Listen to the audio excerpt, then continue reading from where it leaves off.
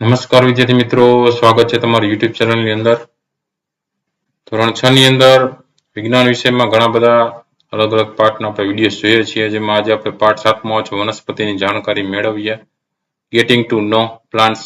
આ પાઠને લગતા જે કઈ સ્વાધ્યાયપોથીના નાના મોટા પ્રશ્ન જવાબ છે એમની આપણે ચર્ચા કરશું. વિડીયો અંત સુધી જોજો. વિડીયો ગમે તો લાઈક કરજો અને તમારા મિત્રો પણ વિડીયો શેર કરજો. આ વિડીયો જોવાથી પરીક્ષાલક્ષી જે પ્રશ્નો છે એની તૈયારી પણ થઈ શકશે અને માહિતી પણ મળશે. તમારા મિત્રો પણ તમે વિડીયો મોકલી શકો છો, એમને પણ ઉપયોગી થશે. તો જોતા જે અલગ અલગ પ્રશ્નોના જવાબો. પહેલો પ્રશ્ન છે, નીચેના દરેક પ્રશ્નના ઉત્તર માટે આપેલા વિકલ્પમાંથી સાચો વિકલ્પ ABCD માંથી જે ક્રમ અક્ષર પ્રમાણે આવતો હોય ને એ સામે આપેલા ખાનામાં લખવાનો છે, બરાબર, બોક્સની અંદર. તો પેલું છે, નીચેના પૈકી કઈ વનસ્પતિ છોડ છે? તો કઈ વનસ્પતિ છોડ છે? તો કે તુલસી એ છોડ છે, તો જવાબમાં એ આવશે. બીજું છે, નીચેના પૈકી કઈ વનસ્પતિ ક્ષુપ છે? તો જાસૂદ છે ક્ષુપ છે, તો જવાબમાં બી આવશે. ત્રીજું છે, લીમડો કયા પ્રકારની વનસ્પતિ છે? લીમડો વૃક્ષ પ્રકારની વનસ્પતિ છે, તો જવાબમાં બી આવશે. ચોથું છે, બારમાસી કયા પ્રકારની વનસ્પતિ છે? તો બારમાસી છોડ પ્રકારની વનસ્પતિ કહેવાય, તો જવાબમાં એ આવશે. પાંચમું છે, કરણ કયા પ્રકારની વનસ્પતિ છે? કરણ છે ક્ષુપ પ્રકારની વનસ્પતિ કહેવાય, તો જવાબમાં ડી આવશે. છઠ્ઠું છે, કોનો પ્રકાંડ ખોરાકનો સંગ્રહ કરે છે? તો બટાટાનો પ્રકાંડ છે ખોરાકનો સંગ્રહ કરે છે, તો જવાબમાં એ આવશે. સાતમું છે, મની પ્લાન્ટ કયા પ્રકારની વનસ્પતિ છે? તો મની પ્લાન્ટ વેલો પ્રકારની વનસ્પતિ છે, તો જવાબમાં સી આવશે. આઠમું છે, કઈ વનસ્પતિના પર્ણમાં સમાંતર શિરાવિન્યાસ હોય છે? તો મકાઈમાં સમાંતર શિરાવિન્યાસ હોય છે, જવાબમાં એ આવશે. નવમું છે, કઈ વનસ્પતિના પર્ણમાં જાલાકાર શિરાવિન્યાસ હોય છે? તો જાલાકાર વડની અંદર હોય છે, તો જવાબમાં બી આવશે. દસમું છે, કઈ વનસ્પતિ સોટી મૂળ ધરાવે છે? તો સોટી મૂળ લીમડો ધરાવે છે, તો જવાબમાં સી આવશે. 11મું છે, કઈ વનસ્પતિ તંતુ મૂળ ધરાવે છે? તો તંતુ મૂળ જુવાર ધરાવે છે, જવાબમાં એ આવશે. 12મું છે, વનસ્પતિ દ્વારા થતી પ્રકાશ સંશ્લેષણની ક્રિયામાં કોની જરૂર નથી? તો ઓક્સિજનની જરૂર નથી, તો જવાબમાં સી આવશે. 13મું છે, પુષ્પનો કયો ભાગ પરાગનયન માટે કીટકોને આકર્ષવાનું કાર્ય કરે છે? તો દલપત્ર છે એ આકર્ષવાનું કાર્ય કરે છે, તો જવાબમાં સી આવશે. 14મું છે, પુષ્પનું કળી અવસ્થામાં રક્ષણ કોણ કરે છે? તો વજ્રપત્ર કરે છે, તો જવાબમાં વજ્રપત્ર બી ઓપ્શન છે. 15મું છે, સ્ત્રીકેસરના સૌથી નીચેના ફૂલેલા ભાગને શું કહે છે? તો બીજાશય કહેવાય છે ફૂલેલા ભાગને, જવાબમાં સી આવશે. 16મું છે, નીચેના પૈકી પુંકેસરનો ભાગ કયો છે? તો પરાગાશય છે એ પુંકેસરનો ભાગ છે, તો જવાબમાં એ ઓપ્શન આવશે. ત્યાર પછી પ્રશ્ન નંબર 2. નીચેના પ્રશ્નોના માત્ર ઉત્તર લખો. જેમાં પહેલો પ્રશ્ન, વનસ્પતિ પ્રકાશ સંશ્લેષણની ક્રિયામાં વાતાવરણમાંના કયા વાયુનો ઉપયોગ કરે છે? તો કયા વાયુનો ઉપયોગ કરે? તો કે CO2 એટલે કે કાર્બન ડાયોક્સાઇડનો ઉપયોગ કરે. બીજું, વનસ્પતિને જમીનમાં જકડી રાખવાનું કાર્ય કોણ કરે? તો મૂળ કરે છે, જમીનને જકડી રાખે. ત્રીજું, વનસ્પતિ પર્ણો દ્વારા પાણી ગુમાવે છે, તે ક્રિયાને શું કહેવાય છે? તો બાષ્પોત્સર્જન કહેવાય છે. ચોથું, પર્ણમાં શિરાઓની ગોઠવણી કે ભાત એટલે કે પેટર્નને શું કહે છે? તો કે એને શિરાવિન્યાસ કહેવાય છે. પાંચમું છે, જો કોઈ વનસ્પતિ તંતુમૂળ ધરાવતી હોય તો તેના પર્ણોનો શિરાવિન્યાસ સામાન્ય રીતે કેવા પ્રકારનો હોઈ શકે? તો સમાંતર શિરાવિન્યાસ હોઈ શકે.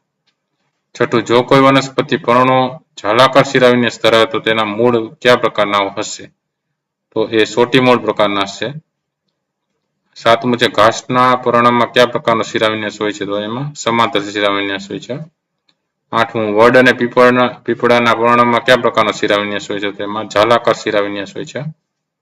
નવમું, વૃક્ષોની આસપાસ ઠંડકનો અનુભવ થાય છે તે વનસ્પતિની કઈ ક્રિયાને આભારી છે? તો એ બાષ્પોત્સર્જનની ક્રિયાને આભારી છે. 10મું, પુષ્પના બહારના ભાગમાં આવેલી પર્ણ જેવી રચનાને શું કહેવાય છે? તો એને વજ્રપત્ર કહેવાય છે. 11મું, બીજાશયમાં મણકા જેવી રચના દેખાય છે તેને શું કહે છે? તો તેને અંડક એટલે કે બીજાંડ કહે છે. 12મું, પુષ્પના કયા ભાગમાં તમને બીજાશય જોવા મળશે? તો એના સ્ત્રીકેસરના ભાગમાં તમને બીજાશય જોવા મળશે. 13મું, જોડાયેલા વજ્રપત્રો હોય તેવા બે પુષ્પોના નામ આપો. તો એમાં આવશે ધતુરો અને જાસૂદ. 14મું, છૂટા વજ્રપત્રો હોય તેવા બે પુષ્પોના નામ આપો. તો એમાં આવશે ગુલાબ ને રાઈ. ત્રીજો પ્રશ્ન છે, નીચેના પ્રશ્નના એક વાક્યમાં ઉત્તર લખો.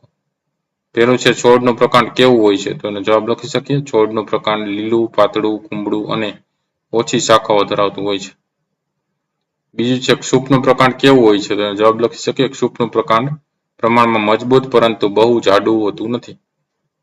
ત્રીજું છે વૃક્ષનું પ્રકાંડ કેવું હોય છે? તો એના જવાબમાં લખી શકીએ વૃક્ષનું પ્રકાંડ ઘણું મજબૂત, જાડું અને બદામી રંગનું હોય છે.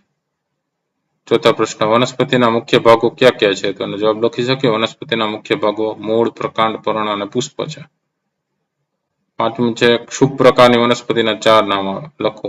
તો જવાબ લખી શકીએ ક્ષુપ પ્રકારની વનસ્પતિના 4 નામ: જાસૂદ, જામફળી, કરેણ, મહેંદી, દાડમડી, સીતાફળી. છઠ્ઠું છે વેલા પ્રકારની વનસ્પતિના 4 નામ લખો. તો જવાબ લખી શકીએ કે વેલા પ્રકારની વનસ્પતિના 4 નામ: વાલ, વટાણા, કારેલા, દ્રાક્ષ. સાતમો પ્રશ્ન છે સોટી મૂળ ધરાવતી વનસ્પતિના 4 નામ લખો. તેમાં આવશે જવાબ સોટી મૂળ ધરાવતી વનસ્પતિના 4 નામ: આંબો, બારમાસી, વડ, તુલસી, લીમડો, જાસૂદ. આઠમું છે તંતુ મૂળ ધરાવતી વનસ્પતિના 4 નામ લખો. તેના જવાબમાં લખી શકીએ તંતુ મૂળ ધરાવતી વનસ્પતિના 4 નામમાં ઘઉં, મકાઈ, વાંસ, શેરડી, નારિયેળી, જુવાર. નવમો પ્રશ્ન, પર્ણમાં જાલાકાર શિરાવિન્યાસ ધરાવતી વનસ્પતિના 4 નામ લખો. અને જવાબ લખી શકીએ પર્ણમાં જાલાકાર શિરાવિન્યાસ ધરાવતી વનસ્પતિના 4 નામ: તુવેર, મગ, ચણા, વટાણા, તુલસી, જાસૂદ, વડ, પીપળો, લીમડો, આંબો. 10મો પ્રશ્ન, પર્ણમાં સમાંતર શિરાવિન્યાસ ધરાવતી વનસ્પતિના 4 નામ લખો. જવાબ લખી શકીએ કે પર્ણમાં સમાંતર શિરાવિન્યાસ ધરાવતી વનસ્પતિના 4 નામ: ઘઉં, મકાઈ, કેળ, શેરડી, વાંસ, ઘાસ. 11મો પ્રશ્ન, પુષ્પના ભાગોના નામ લખો. જવાબ લખી શકીએ કે પુષ્પના ભાગોના નામ: પેલું વજ્રપત્ર, બીજું દલપત્ર, ત્રીજું પુંકેસર અને ચોથું સ્ત્રીકેસર. 12મો પ્રશ્ન, સ્ત્રીકેસરના ભાગોના નામ લખો. જવાબ લખી શકીએ સ્ત્રીકેસરના મુખ્ય 3 ભાગો છે: પેલું પરાગાસન, બીજું પરાગવાહિની, ત્રીજું બીજાશય. 13મો પ્રશ્ન, પુંકેસરના ભાગોના નામ જણાવો. જવાબ લખી શકીએ કે પુંકેસરના 2 ભાગો છે: પેલું પરાગાશય અને બીજું તંતુ. પછી આવે છે પ્રશ્ન નંબર 4, વ્યાખ્યા આપો. તો પહેલી વ્યાખ્યા છે ક્ષુપ. જવાબ લખી શકીએ કે સામાન્ય રીતે 4 થી 6 ફૂટ જેટલી ઊંચાઈ ધરાવતી વનસ્પતિને ક્ષુપ કહે છે. બીજું છે લતા. જે વનસ્પતિના પ્રકાંડ નબળા ટટ્ટાર ન રહી શકે તેવા હોય, વીંટળાઈને આરોહણ કરતા હોય તેને લતા કહે છે. ત્રીજું આવે છે પ્રકાશ સંશ્લેષણ. વનસ્પતિના લીલા પર્ણો સૂર્યપ્રકાશની હાજરીમાં વાતાવરણમાંના CO2 નો અને મૂળે શોષેલા પાણીનો ઉપયોગ કરીને સ્ટાર્ચ સ્વરૂપે પોતાનો ખોરાક બનાવે છે.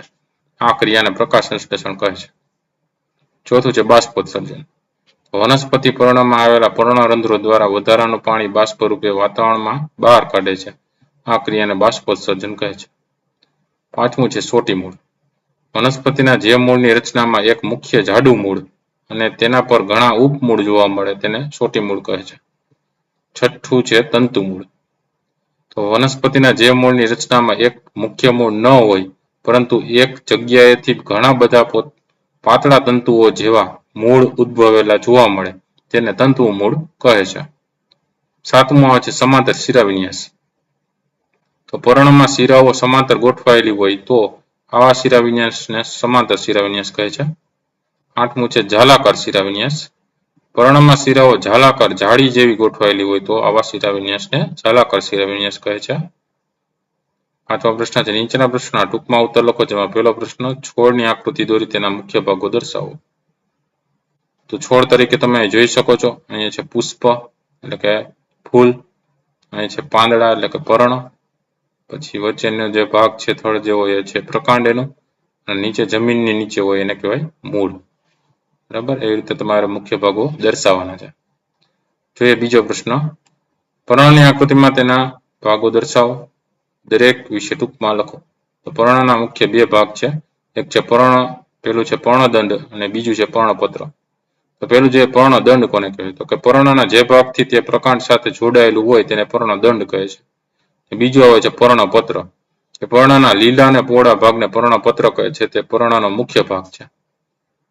આ ઉપરાંત પર્ણની ઉપરની નસો જેવી રેખાઓને શિરા કહે છે. પર્ણની મધ્યમાં આવેલી જાડી શિરાને મધ્ય શિરા કહે છે. તો આ વચ્ચે મધ્ય શિરાઓ છે, આ નાની શિરાઓ છે, આ વચ્ચેનો મુખ્ય ભાગ પર્ણદંડ છે અને આ ભાગ છે બાજુનો એ પર્ણપત્ર છે. એ દર્શાવી દેવાના છે. ત્યાર પછી જોઈએ પ્રશ્ન નંબર 3, પ્રકાંડના સામાન્ય કાર્યો જણાવો. તો જવાબ લખી શકીએ કે પહેલું, તે વનસ્પતિને ટટ્ટાર રહેવા માટે આધાર આપે છે. બીજું, તે પર્ણોને સૂર્યપ્રકાશ મળી રહે તે રીતે ફેલાવે છે. ત્રીજું, તે મૂળ દ્વારા શોષાયેલા પાણી અને ખનિજ ક્ષારોનું પ્રકાંડની શાખાઓ અને પર્ણો તરફ વહન કરે છે. ચોથું, તે પર્ણ દ્વારા તૈયાર થયેલા ખોરાકનું અનુવાહક પેશી દ્વારા વનસ્પતિના વિવિધ ભાગો તરફ વહન કરે છે. ચોથો પ્રશ્ન છે પર્ણના સામાન્ય કાર્યો જણાવો. એનો જવાબ લખી શકીએ. પહેલું, તે શ્વસન ક્રિયા કરે છે. બીજું, તે બાષ્પોત્સર્જનની ક્રિયા કરી વધારાના પાણીને બાષ્પ સ્વરૂપે બહાર કાઢે છે. ત્રીજું, તે પ્રકાશ સંશ્લેષણની ક્રિયા કરી પોતાનો ખોરાક બનાવે છે. પાંચમો પ્રશ્ન છે મૂળના સામાન્ય કાર્યો જણાવો. જવાબ લખી શકીએ. પહેલું, તે વનસ્પતિને જમીન સાથે જકડી રાખે છે. બીજું, તે જમીનમાં રહેલા પાણી અને ખનિજ ક્ષારોનું શોષણ કરે છે. છઠ્ઠો પ્રશ્ન, વનસ્પતિમાં પર્ણનો રંગ શા માટે લીલો હોય છે? જવાબ લખી શકીએ કે વનસ્પતિમાં પર્ણ પ્રકાશ સંશ્લેષણની ક્રિયા કરે છે અને સ્ટાર્ચ સ્વરૂપે ખોરાક બનાવે છે. પ્રકાશ સંશ્લેષણની ક્રિયા માટે જરૂરી હરિતદ્રવ્ય પર્ણમાં હોય છે. હરિતદ્રવ્યનો રંગ લીલો હોય છે. આથી પર્ણનો રંગ લીલો હોય છે. સાતમો પ્રશ્ન છે પુંકેસરની આકૃતિમાં તેના ભાગો દર્શાવો અને દરેક ભાગ વિશે ટૂંકમાં લખો. જવાબ લખી શકીએ કે તે પુષ્પનું નર પ્રજનન અંગ છે. પુષ્પને એક કરતાં વધારે પુંકેસર હોય છે. તે દલપત્રની અંદરની બાજુએ આવેલો ભાગ છે. તેના મુખ્ય બે ભાગ છે. પહેલું પરાગાશય અને બીજું તંતુ. આકૃતિમાં જોઈ શકો છો ઉપરનો ભાગ પરાગાશય છે અને નીચેનો ભાગ છે તંતુ છે. પુંકેસરની ટોચ પર આવેલા કોથળી જેવા ભાગને પરાગાશય કહે છે. પરાગાશયમાં પરાગરજ ઉત્પન્ન થાય છે. પુંકેસરના દાંડી જેવા ભાગને તંતુ કહે છે. આઠમો પ્રશ્ન છે સ્ત્રીકર્ષણની આકૃતિમાં તેના ભાગો દર્શાવો. દરેક ભાગ વિશે ટૂંકમાં લખો. જવાબ લખી શકે કે તે પુષ્પનું માદા પ્રજનન અંગ છે. તે દલપત્રની અંદરની બાજુએ આવેલું હોય છે. સ્ત્રીકેસરના મુખ્ય ત્રણ ભાગ છે. ઉપરનો ભાગ તમે જોઈ શકો છો ગાદી જેવો ભાગ છે પરાગાસન છે. વચ્ચેનો ભાગ છે પરાગવાહિની છે. નીચેનો જે ભાગ ફૂલેલો છે બીજાશય છે. તો સ્ત્રીકેસરની ઉપરની ટોચના ગાદી જેવા ભાગને પરાગાસન કહે છે. પરાગાસનને નીચે આવેલી નળી જેવી રચનાને પરાગવાહિની કહે છે. સ્ત્રીકેસરના સૌથી નીચેના શંકુ આકારના ફૂલેલા ભાગને બીજાશય કહે છે. બીજાશયમાં મણકા જેવા નાના દાણા જેવા ભાગ જોવા મળે છે. તેને અંડક કહે છે. અંડક અથવા તો બીજાંડ કહે છે. બરાબર. ત્યાર પછી આવે છે પ્રશ્ન નંબર 6. વૈજ્ઞાનિક કારણો આપી સમજાવો. પહેલું કારણ જોઈએ. ભર બપોરે ઘટાદાર વૃક્ષ નીચે ઠંડક લાગે છે. તો જવાબ લખી શકીએ કે પહેલું, ઘટાદાર વૃક્ષની નીચે આપણને સૂર્યનો તડકો લાગતો નથી. બીજું, વળી વૃક્ષોના પર્ણો એટલે કે પાંદડાઓ તેમની સપાટી પર આવેલા છિદ્રોમાંથી બાષ્પોત્સર્જનની ક્રિયા દ્વારા વધારાનું પાણી બાષ્પ રૂપે એટલે કે વરાળ સ્વરૂપે વાતાવરણમાં ફેલાવે છે. ત્રીજું, પરિણામે આસપાસનું વાતાવરણ ઠંડુ રહે છે. તેથી ભર બપોરે ઘટાદાર વૃક્ષ નીચે ઠંડક લાગે છે. બીજો પ્રશ્ન છે પર્ણોને વનસ્પતિનું રસોડું કહે છે. તો જવાબ લખી શકીએ. પહેલું, વનસ્પતિ તેના પર્ણમાં રહેલા હરિતદ્રવ્યની મદદથી સૂર્યપ્રકાશની હાજરીમાં હવામાંના CO2 નો અને મૂળે શોષેલા પાણીનો ઉપયોગ કરી પોતાનો ખોરાક તૈયાર કરે છે. બીજું, આમ વનસ્પતિની ખોરાક તૈયાર કરવાની ક્રિયા પર્ણમાંથી થાય છે. આથી પર્ણને વનસ્પતિનું રસોડું કહે છે. ત્રીજો પ્રશ્ન છે સામાન્ય રીતે પુષ્પો રંગીન અને સુગંધીદાર હોય છે. જવાબ લખી શકીએ. પહેલું, રંગીન અને સુગંધીદાર પુષ્પો કીટકોને આકર્ષે છે. બીજું, કીટકો પુષ્પ પર બેસે ત્યારે પરાગરજ તેમના શરીરને ચોંટે છે. ત્રીજું, કીટકો બીજા પુષ્પ પર બેસે ત્યારે પરાગરજ બીજા પુષ્પના સ્ત્રીકેસર પર પડે છે. આમ કીટકો દ્વારા પરાગનયન થાય છે. કીટકો દ્વારા પરાગનયન થઈ શકે તે માટે પુષ્પો રંગીન અને સુગંધીદાર હોય છે. સાતમો પ્રશ્ન છે તફાવતના બે મુદ્દા આપો. જેમાં પહેલો તફાવત જોઈએ મૂળ અને પ્રકાંડ. તો પહેલો મુદ્દો જોઈએ કે મૂળ છે સામાન્ય રીતે જમીનની અંદર વૃદ્ધિ પામે છે, જ્યારે પ્રકાંડ છે સામાન્ય રીતે જમીનની બહાર વૃદ્ધિ પામે છે. બીજો મુદ્દો કે મૂળ છે જમીનમાંથી પાણી અને ખનિજ ક્ષારોનું શોષણ કરે છે, જ્યારે પ્રકાંડ છે તે મૂળે ચૂસેલા પાણી અને ખનિજ ક્ષારોનું પાંદડા એટલે કે પર્ણ તરફ વહન કરાવે છે. બીજો તફાવત આવે છે છોડ અને ક્ષુપ. છોડની વાત કરીએ તો પહેલો મુદ્દો જોઈએ કે સામાન્ય રીતે તેની ઊંચાઈ 4 ફૂટ જેટલી હોય છે, જ્યારે ક્ષુપમાં તો કે સામાન્ય રીતે તેની ઊંચાઈ 4 થી 6 ફૂટ જેટલી હોય છે. ત્યાર પછી છોડમાં બીજો પોઈન્ટ જોઈએ કે છોડ છે તેનું પ્રકાંડ લીલું, કુંબળું અને પાતળું હોય છે, જ્યારે ક્ષુપનું પ્રકાંડ છે એ છોડ કરતાં જાડું અને મજબૂત હોય છે. ત્રીજો પોઈન્ટ જોઈએ કે છોડ છે તેનું આયુષ્ય ઓછું હોય છે, જ્યારે ક્ષુપનું આયુષ્ય છે છોડ કરતાં વધુ અને ક્ષુપ કરતાં ઓછું હોય છે. ત્રીજો પોઈન્ટ છે સોટી મૂળ ને તંતુ મૂળ. તો પેલો મુદ્દો જોઈએ કે સોટી મૂળમાં મુખ્ય મૂળ હોય છે અને તેને શાખા અને ઉપશાખા મૂળ હોય છે. જ્યારે તંતુ મૂળમાં તો કે મુખ્ય મૂળ હોતું નથી, તેને ઘણા તંતુઓ જેવા નાના મૂળ હોય છે. બીજો પોઈન્ટ, સોટી મૂળ જમીનમાં ઊંડે ઉતરે છે, જ્યારે તંતુ મૂળ છે જમીનમાં ખૂબ ઊંડે જતા નથી. ત્રીજો પોઈન્ટ, દ્વિદળી વનસ્પતિમાં આ પ્રકારના એટલે કે સોટી મૂળ પ્રકારના મૂળ હોય છે, જ્યારે એકદળી વનસ્પતિમાં તો કે તંતુ મૂળ પ્રકારના મૂળ હોય છે. ચોથો તફાવત જોઈએ ઝાલાકાર શિરાવિન્યાસ ને સમાંતર શિરાવિન્યાસ. તો પહેલો મુદ્દો જોઈએ કે ઝાલાકાર શિરાવિન્યાસમાં તો કે પર્ણની શિરાઓ ઝાલાકાર ગોઠવાયેલી હોય છે, જ્યારે સમાંતર શિરાવિન્યાસમાં તો કે પર્ણની શિરાઓ સમાંતર રીતે ગોઠવાયેલી હોય છે. બીજો પોઈન્ટ તો કે પર્ણને ચીરતા આડું અવળું ચીરાઈ જાય છે, જ્યારે સમાંતરમાં તો કે પર્ણને ચીરતા તે સીધું જ ચીરાય છે. ત્રીજો પોઈન્ટ, સામાન્ય રીતે દ્વિદળી વનસ્પતિને ઝાલાકાર શિરાવિન્યાસ હોય છે, જ્યારે સામાન્ય રીતે એકદળી વનસ્પતિને સમાંતર શિરાવિન્યાસ હોય છે. પાંચમો તફાવત જોઈએ દલપત્ર અને વજ્રપત્ર. એમાં પહેલો પોઈન્ટ છે કે દલપત્ર સામાન્ય રીતે વિવિધ રંગનું હોય છે, જ્યારે વજ્રપત્ર તે લીલા રંગનું હોય છે. બીજો પોઈન્ટ, દલપત્ર છે તે પરાગનયન માટે કીટકોને આકર્ષવાનું કાર્ય કરે છે, જ્યારે વજ્રપત્ર છે તે કળી અવસ્થામાં પુષ્પનું રક્ષણ કરે છે. છઠ્ઠો તફાવત જોઈએ પુંકેસર અને સ્ત્રીકેસર.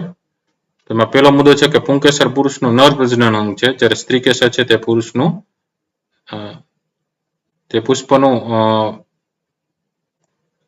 પુષ્પનું નર પ્રજનન અંગ છે ને તે અહીંયા જે સ્ત્રીકેસર છે પુષ્પનું માદા પ્રજનન અંગ છે. પછી બીજો પોઈન્ટ જોઈએ કે પુંકેસર છે તેનો પરાગાશયમાં પરાગરજ ઉત્પન્ન થાય છે અને સ્ત્રીકેસર છે તો તેના બીજાશયમાં અંડક ઉત્પન્ન થાય છે. આઠમો પ્રશ્ન છે વર્ગીકરણ કરો, જેમાં પેલું વર્ગીકરણમાં પ્રશ્ન છે નીચેના વનસ્પતિનું છોડ, ક્ષુપ અને વૃક્ષમાં વર્ગીકરણ કરવાનું છે. તો છોડમાં ક્યાં ક્યાં આવશે તો કે તુલસી, બારમાસી, મકાઈ, ગુલાબ, ગલગોટો, બાજરી. ક્ષુપમાં જાસૂદ, જામફળી, કરેણ, મહેંદી, દાડમડી, સીતાફળી. વૃક્ષમાં આવશે લીમડો, વડ, આંબો, આસોપાલો, બાવળ, પીપળો. બીજું વર્ગીકરણમાં પ્રશ્ન છે નીચેની વનસ્પતિના મૂળના પ્રકાર અનુસાર સોટી મૂળ અને તંતુ મૂળમાં વર્ગીકરણ કરો. તો સોટી મૂળમાં જોઈએ તો આંબો, બારમાસી, તુલસી, વડ, લીમડો, જાસૂદ. તંતુ મૂળમાં ઘઉં, મકાઈ, વાંસ, શેરડી, નારિયેળી, જુવાર. ત્રીજો પ્રશ્ન નીચેના વનસ્પતિઓના પર્ણમાં શિરાઓની ગોઠવણી અનુસાર સમાંતર શિરાવિન્યાસ અને ઝાલાકાર શિરાવિન્યાસમાં વર્ગીકરણ કરો. તો સમાંતર શિરાવિન્યાસમાં જોઈએ તો ઘઉં, કેળ, શેરડી, મકાઈ, વાંસ, ઘાસ. ઝાલાકાર શિરાવિન્યાસમાં તુલસી, જાસૂદ, વડ, લીમડો, આંબો, પીપળો. નવમો પ્રશ્ન આવે છે નીચેના વિધાનોના ખરા વિધાન સામે સાચા અને ખોટા વિધાન સામે ખોટા નિશાની કરવાની છે. પહેલું છે એમાં મૂળો અને ગાજર એવી વનસ્પતિઓ છે જેના મૂળ ખાવામાં વપરાય છે, તો જવાબમાં સાચું. બીજું જાસૂદ એ છોડ પ્રકારની વનસ્પતિ છે, એમાં આવશે ખોટું. ત્રીજું ક્ષુપને ખૂબ ઊંચેથી ડાળીઓ અને શાખાઓ ફૂટે છે, એમાં આવશે ખોટું. ચોથું પ્રકાંડ જમીનમાંથી પાણી અને ખનિજ ક્ષારોનું શોષણ કરે છે, એમાં આવશે ખોટું. પાંચમું પરાગાસન એ સ્ત્રીકેસરનો એક ભાગ છે, એમાં આવશે સાચું. છઠ્ઠું પરાગાશય એ સ્ત્રીકેસરનો એક ભાગ છે, એમાં આવશે ખોટું. સાતમું ગલગોટો અને સૂર્યમુખીના પુષ્પો એકલિંગી પુષ્પો છે, એમાં આવશે ખોટું. આઠમું મૂળ પાણીનું વહન પર્ણો સુધી કરે છે, એમાં આવશે ખોટું. નવમું પુષ્પમાં વજ્રપત્રો અને દળપત્રોની સંખ્યા હંમેશા સમાન હોય છે, એમાં આવશે ખોટું. દસમું જો પુષ્પના દળપત્રો જોડાયેલા હોય તો તેનું સ્ત્રીકેસર દળપત્ર સાથે જોડાયેલું હોય છે, અને જવાબમાં આવશે ખોટું. 10મો પ્રશ્ન છે ખાલી જગ્યા પૂરો, જેમાં પહેલું જોઈએ પર્ણના લીલા રંગના પહોળા અને ચપટા ભાગને ખાલી જગ્યા કહે છે, તો એને શું કહેવાય તો કે પર્ણપત્ર. બીજું પ્રકાશ સંશ્લેષણની ક્રિયામાં જરૂરી એવા પર્ણમાં રહેલા લીલા રંગના દ્રવ્યને ખાલી જગ્યા કહે છે. લીલા રંગના દ્રવ્યને શું કહેવાય તો કે હરિત દ્રવ્ય. ત્રીજું વનસ્પતિ પ્રકાશ સંશ્લેષણની ક્રિયામાં ખાલી જગ્યા વાયુ મુક્ત કરે છે, તેના જવાબમાં શું આવશે O2 એટલે કે ઓક્સિજન. ચોથું વનસ્પતિ પ્રકાશ સંશ્લેષણની ક્રિયા દ્વારા પર્ણમાં ખાલી જગ્યા સ્વરૂપે ખોરાક તૈયાર કરે છે, તો કયા સ્વરૂપે તો કે ગ્લુકોઝ એટલે કે સ્ટાર્ચ સ્વરૂપે. પાંચમું સક્કરિયું એ ખોરાકનો સંગ્રહ કરતું ખાલી જગ્યા છે, તો શું કહેવાય ખોરાકનો સંગ્રહ કરતું મૂળ છે. છઠ્ઠું વનસ્પતિમાં બાષ્પોત્સર્જનનું કાર્ય કરતું અંગ ખાલી જગ્યા છે. બાષ્પીભવન કેમાંથી તો કે પાંદડામાંથી, એટલે જવાબમાં શું આવશે પર્ણ. 11મો પ્રશ્ન છે જોડકા જોડો, વિભાગ એ ની સામે વિભાગ બી જોડતા જઈએ. પેલું છે વજ્રપત્ર, તો એ પુષ્પનું કળી અવસ્થામાં રક્ષણ કરે છે, તો પેલામાં સી. બીજું છે દલપત્ર, તો દલપત્ર કીટકોને આકર્ષે છે, જુદા જુદા રંગો છે એટલે બીજામાં એ આવશે. ત્રીજું છે પુંકેસર, તો પુંકેસર પરાગરજ ઉત્પન્ન કરે છે, તો ત્રીજામાં ડી આવશે. ચોથું છે સ્ત્રીકેસર, એ બીજાશયમાં અંડક ઉત્પન્ન કરે છે, તો ચોથામાં બી આવશે. 12મો પ્રશ્ન છે નીચેના પ્રશ્નના મુદ્દાસર ઉત્તર લખો, જેમાં પહેલો મુદ્દાસર ઉત્તર જોઈએ કે મૂળના પ્રકાર જણાવો અને દરેક વિશે ટૂંકમાં સમજાવો. તો એનો જવાબ લખી શકે કે મૂળના બે પ્રકાર છે, પેલું સોટી મૂળ અને બીજું તંતુ મૂળ. તો સોટી મૂળ જે છે એ સોટી મૂળ તમે જોઈ શકો છો, મુખ્ય મૂળ છે અને શાખા મૂળ એટલે કે ઉપમૂળ એમાં આવેલા હોય છે. તો સોટીમય મૂળતંત્ર છે અને બાજુમાં છે તંતુમય મૂળતંત્ર છે, એમાં મુખ્ય મૂળ હોતું નથી, તંતુઓ તરીકેના મૂળ હોય. તો જવાબ જોઈએ, પેલું સોટી મૂળ, તેમાં એક મુખ્ય જાડું મૂળ અને તેના પર ઉપમૂળ જોવા મળે છે, તેને સોટી મૂળ કહે છે. ઉપમૂળને પાર્શ્વ મૂળ કહે છે. દ્વિદળી વનસ્પતિ જેવી કે તુવેર, મગ, વાલ, વટાણા તથા આંબો, પીપળો, વડ વગેરેમાં સોટી મૂળ હોય છે. બીજું આવે છે તંતુ મૂળ, તેમાં મુખ્ય મૂળ હોતું નથી, પરંતુ એક જગ્યાએથી ઘણા બધા પાતળા તંતુઓ જેવા મૂળ ઉદ્ભવેલા હોય છે, તેને તંતુ મૂળ કહે છે. એકદળી વનસ્પતિ જેવી કે ઘઉં, બાજરી, ડાંગર, મકાઈ, શેરડી, વાંસ, નારિયેળી વગેરેમાં તંતુ મૂળ જોવા મળે છે. બીજો પ્રશ્ન છે પર્ણનો શિરાવિન્યાસ એટલે શું? તેના પ્રકાર જણાવી દરેક વિશે ટૂંકમાં લખો. જવાબ લખી શકે કે પર્ણની શિરાઓ દ્વારા પર્ણમાં જોવા મળતી ભાતને શિરાવિન્યાસ કહે છે. શિરાવિન્યાસના બે પ્રકાર જોવા મળે છે, પેલું સમાંતર શિરાવિન્યાસ અને બીજું ચાલાકાર શિરાવિન્યાસ. તો પેલું જોઈએ સમાંતર શિરાવિન્યાસ, કે પર્ણમાં શિરાઓ એકબીજાને સમાંતર ગોઠવાયેલી હોય છે, તેને સમાંતર શિરાવિન્યાસ કહે છે. ઘઉં, બાજરી, મકાઈ, કેળ, શેરડી, ઘાસ જેવી એકદળી વનસ્પતિમાં પર્ણોમાં સમાંતર શિરાવિન્યાસ જોવા મળે છે. બીજું આવે છે જાલાકાર શિરાવિન્યાસ, તો પર્ણમાં શિરાઓની ગોઠવણી મધ્ય શિરાથી બંને બાજુ જાડા સ્વરૂપે હોય તો તેને જાલાકાર શિરાવિન્યાસ કહે છે. તુવેર, મગ, ચણા, વાલ, વટાણા, તુલસી, જાસૂદ, વડ, લીમડો, આંબો જેવી દ્વિદળી વનસ્પતિના પર્ણોમાં જાલાકાર શિરાવિન્યાસ જોવા મળે છે. ત્યાર પછી જોઈએ ત્રીજો પ્રશ્ન, ધતુરાના પુષ્પની નામ નિર્દેશનવાળી આકૃતિ દોરો, તેના મુખ્ય ભાગો જણાવો, દરેક વિશે ટૂંકમાં લખો. જવાબ લખી શકે કે પુષ્પના વિવિધ ભાગો અને દરેક વિશેની માહિતી નીચે મુજબ છે, જેમાં 4 મુખ્ય ભાગો આવશે: વજ્રપત્ર, દલપત્ર, પુંકેસર અને સ્ત્રીકેસર. તો પેલું જોઈએ વજ્રપત્ર, કે પુષ્પની બહારના ભાગમાં આવેલી પર્ણ જેવી રચનાને વજ્રપત્ર કહે છે. વજ્રપત્રો ભેગા મળીને વજ્રચક્ર બને છે, તે પુષ્પના લીલા રંગનો ભાગ છે. અને વજ્રપત્ર છે એનું કાર્ય જોઈએ, બરાબર. તો કાર્ય શું થાય, તો તે કળી અવસ્થામાં પુષ્પના અંદરના ભાગોનું રક્ષણ કરે છે, બરાબર. તો અહીંયા તમે ધતુરાનું પુષ્પ જોઈ શકો છો. અહીંયા તમે જોઈ શકો છો આ પુષ્પ દંડ છે, એના ઉપર પુષ્પાસન આવશે અને વચ્ચેના અહીંયા ભાગમાં બીજાશય છે. બહારની બાજુએ જે છે એ શું છે, એનું રક્ષણ કરે છે, વજ્રપત્ર છે.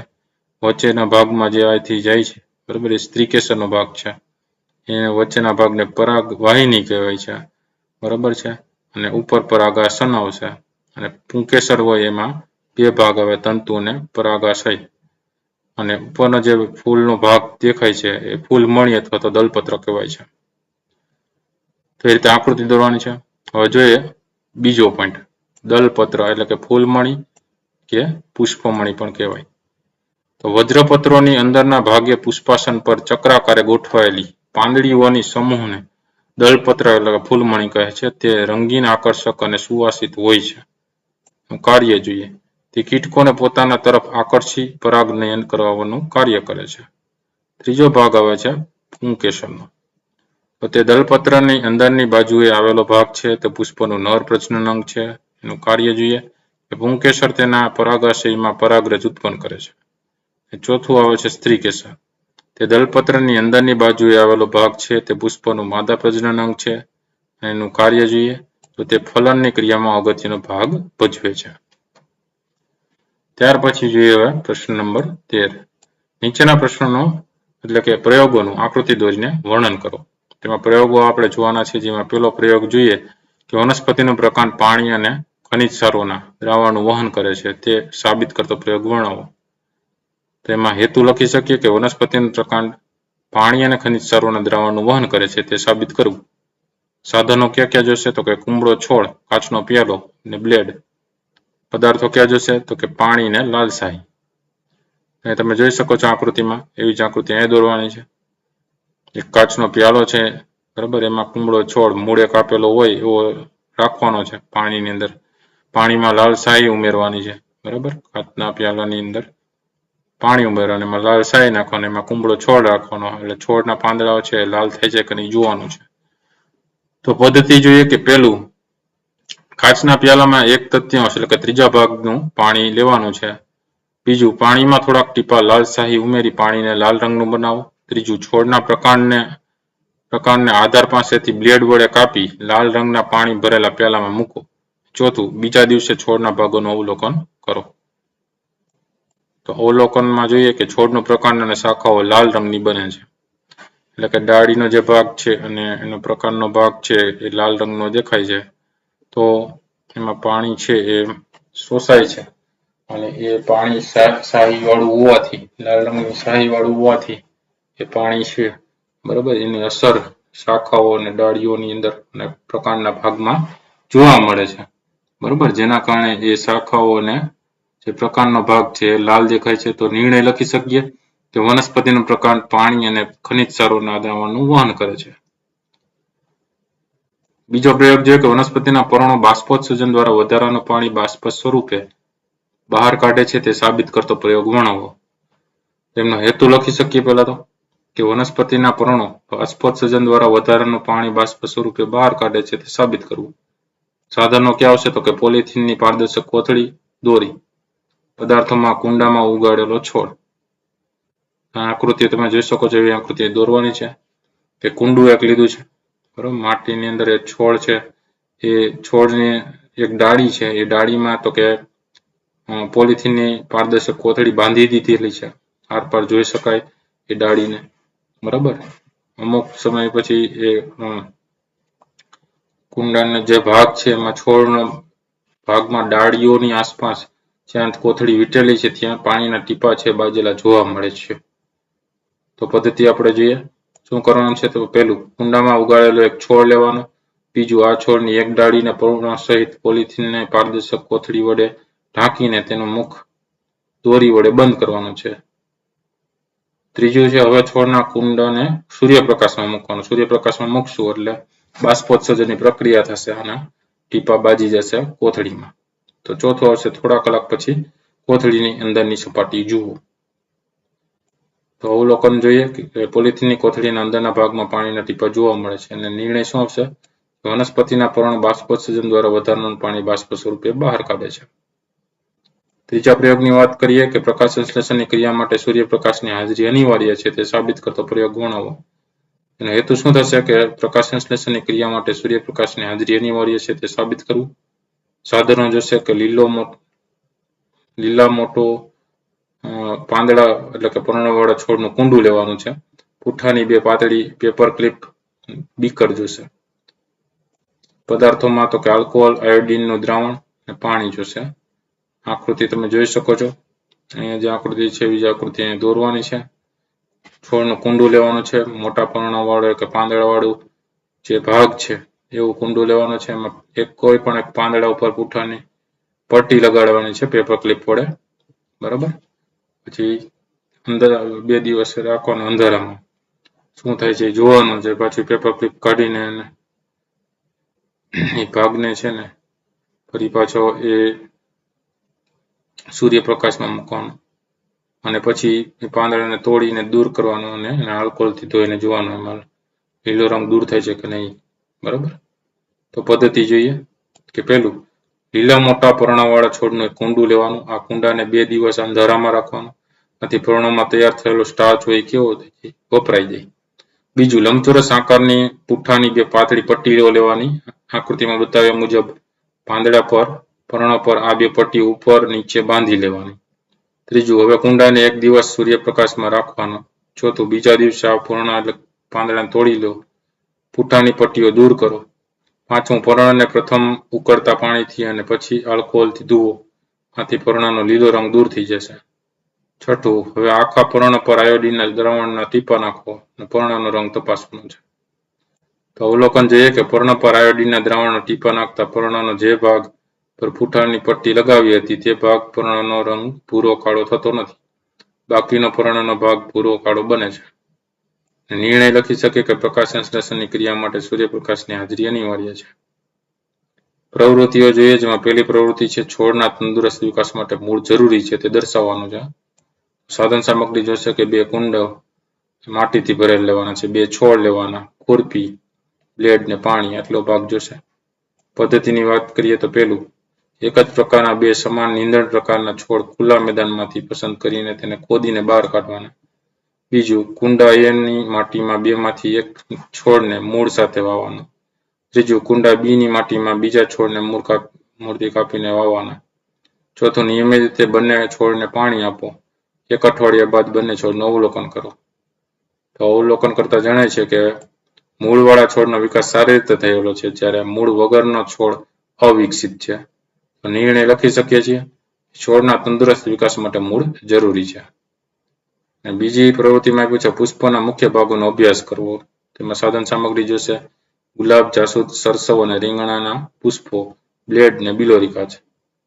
પદ્ધતિની વાત કરીએ તો પહેલું, ખીલેલા પુષ્પના મુખ્ય ભાગને નિહાળો, જોવાનું. તે પુષ્પના દલપત્ર છે. વિવિધ પુષ્પોને વિવિધ રંગના દલપત્ર હોય છે. તમે જોઈ શકો છો આ કળી સ્વરૂપે છે, આ ખીલેલું પુષ્પ છે. આ નીચેનો ભાગ વજ્રપત્ર છે, જેનું રક્ષણ કરે છે, અને આ ઉપરના ભાગ જે અલગ અલગ રંગના હોય એ છે દલપત્ર.